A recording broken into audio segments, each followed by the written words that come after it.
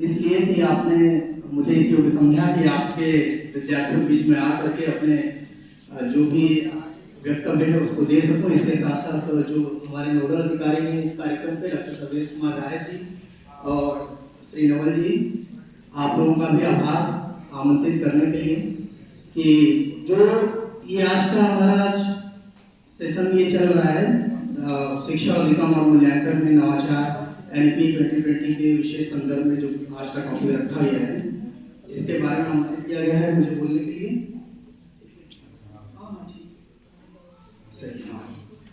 और इसके साथ साथ आप लोगों का विशेष स्वागत है जो कि भावी शिक्षक होने वाले हैं। आपके हाथ में भारत का भविष्य है। बात आज करनी है मूल्यांकन की और मूल्यांकन में नवाचार की, और विशेष संदर्भ लेना है राष्ट्रीय शिक्षा नीति 2020 का। तो सबसे पहले जब हम मूल्यांकन की प्रक्रिया में आगे बढ़ते हैं तो सबसे पहले हम ये निर्धारित करते हैं कि हमारा उद्देश्य क्या है, शैक्षिक उद्देश्य क्या है। कुछ जब भी आप लेसन प्लान बनाते होंगे अपने टीचिंग के लिए तो सबसे पहले आप उसमें सामान्य उद्देश्य और विशेष उद्देश्य लिखते होंगे। तो हम जो प्लानिंग कर रहे हैं, जिस क्लासरूम में जाने की जो बात कर रहे हैं, तो हमारा उद्देश्य क्या है, पढ़ाने का क्या उद्देश्य है, हम क्या अपेक्षा करते हैं कि इस टीचिंग प्लान को कंप्लीट करने के बाद विद्यार्थियों में किस तरह का बदलाव हम देख पाएंगे। तो इसके हिसाब से जो हमारा उद्देश्य होता है उस हिसाब से हम शिक्षा अनुभव प्रदान करते हैं बच्चों को।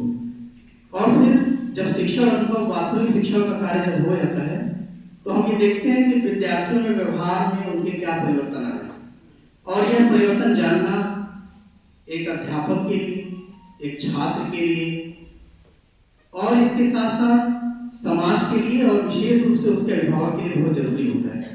आपको याद होगा पहले जो बोर्ड परीक्षा के जो एग्जाम का जो रिजल्ट आता था वो पेपर में छपता था। तब इंटरनेट का जमाना नहीं हुआ करता था, तो हम पेपर वाले रिजल्ट वाले हैं। जब पेपर में रिजल्ट छपता था तो आपको पता होगा कि जिस दिन रिजल्ट आना होता था आपकी धड़कन कितनी बड़ी हुई होती थी, क्या होगा, ठीक है। क्यों ऐसा होता था? इसलिए क्योंकि हमारे पर बहुत दबाव होता था, बहुत ज्यादा बोझ हम महसूस करते थे। तो मूल्यांकन प्रक्रिया में जब भी हम मूल्यांकन की बात करते हैं तो सबसे पहले हम ध्यान देते हैं कि हमारा उद्देश्य क्या था, और हम उसके बाद ध्यान देते थे कि हमारा जो शिक्षा अधिगम हुआ है वो किस प्रकार का हुआ है और विद्यार्थियों में किस प्रकार का व्यवहार परिवर्तन हुआ है। क्योंकि आप तो भविष्य के शिक्षक हैं, अंडर प्रोसेस है, तो आपको ये जानना जरूरी है कि नई शिक्षा नीति जो आई 2020 में, राष्ट्रीय शिक्षा नीति 2020 जिसको हम कह रहे हैं, इसमें मूल्यांकन के लिए क्या कहा गया है। हमारी पुरानी प्रक्रिया क्या थी मूल्यांकन की, और हम जब शिक्षक बनते स्कूलों में जाएंगे तो हमारा मूल्यांकन किस प्रकार से होगा, ठीक है। जैसा कि आप टॉपिक को देख ही पा रहे हैं, शिक्षा अधिगम एवं मूल्यांकन में नवाचार, इसी की चर्चा मैं कर रहा था आप लोगों को कि जब शैक्षिक मूल्यांकन प्रक्रिया हमारी होती है तो सबसे पहले हम शैक्षिक उद्देश्यों का निर्धारण करते हैं, फिर अधिगम क्रियाएं करते हैं, जो भी हमारी अधिगम क्रियाएं होती हैं। इसके पश्चात व्यवहार परिवर्तन जो होता है उसका आकलन करते हैं मूल्यांकन की प्रक्रिया में। सब ये तो मूल्यांकन प्रक्रिया की बात हो गई। राष्ट्रीय शिक्षा नीति के जो आधारभूत सिद्धांत है जिन पर पूरी नीति टिकी हुई है वो क्या है, और विशेष रूप से मैं फोकस करना चाहूंगा ऐसे विषयों पर जो कि मूल्यांकन से संबंधित है, क्योंकि हमारा विषय मूल्यांकन का है। तो इसलिए मूल्यांकन में सबसे पहले देखिए, इसमें आपका जो राष्ट्रीय शिक्षा नीति फोकस कर रही है कि हर बच्चे की विशेष क्षमताओं को स्वीकृति करना, उसकी पहचान करना और उसकी विकास हेतु प्रयास करना।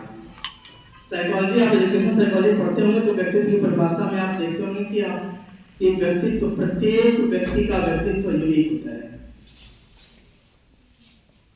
ऐसे दो व्यक्तियों को संसार में खोजना मुश्किल है जो हर मामले में जिनका व्यक्तित्व एक जैसा हो। तो हर बच्चा यूनिक है, तो जब हर बच्चा यूनिक है तो हर बच्चे को अलग अलग टीचर उपलब्ध कराना भी हमारा संभव नहीं, क्योंकि हमारा प्यूपिल टीचर रेशियो जो है वो 125 का है। तो 25 बच्चे में कम से कम एक शिक्षक होना आवश्यक होता है। लेकिन जो एआई का भी जमाना आ गया है, आर्टिफिशियल इंटेलिजेंस का, चैट जीपीटी का जो जमाना आ रहा है, एआई का जो जमाना आ रहा है, तो इसने ये कह दिया है कि अब हम लोग प्रत्येक बच्चा अपनी पर्सनल लर्निंग करेगा, उसका खुद का लर्निंग स्टाइल है।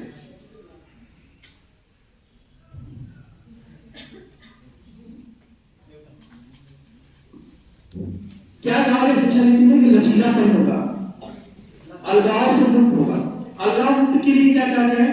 पहले आप जैसे जब आप हाई स्कूल में आते थे, आज तक तो आपको पता नहीं चलता था कि सभी बच्चे एक जैसे लगते थे, एक जैसा उनका सिलेबस होता था, एक ही शिक्षक पढ़ाता था। जैसे आप 9th क्लास में आते हैं तो आपको पता चलता है कि ये आर्ट का बच्चा है, ये साइंस का बच्चा है, ये कॉमर्स का बच्चा है। फिर आप इंटरमीडिएट में जाते हैं तो बीएससी एग्रीकल्चर पढ़ रहा है कि बायो से पढ़ रहा है कि मैथ से पढ़ रहा है, तो इस तरह से बंटवारा होता है। आर्ट के बच्चे विभिन्न प्रकार से अपने आप को हीन महसूस करते थे कि वो तो साइंस वाला है, मैं आर्ट वाला हूं, तो ऐसा अलगाव देखा जाता था। और माता पिता भी उसी बच्चे को प्यार ज्यादा करते थे जो साइंस पढ़ता था। हम लोग को साइंस पढ़ने का मौका तो नहीं मिला।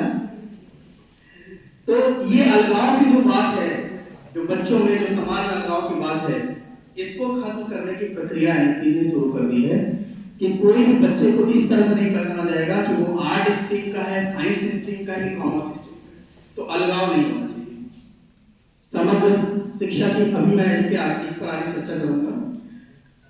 कहा गया कि अवधारणात्मक समझ पे जोर होनी चाहिए। मतलब हम क्या करते हैं, हमारी शिक्षा प्रणाली क्या है कि रटने में बंद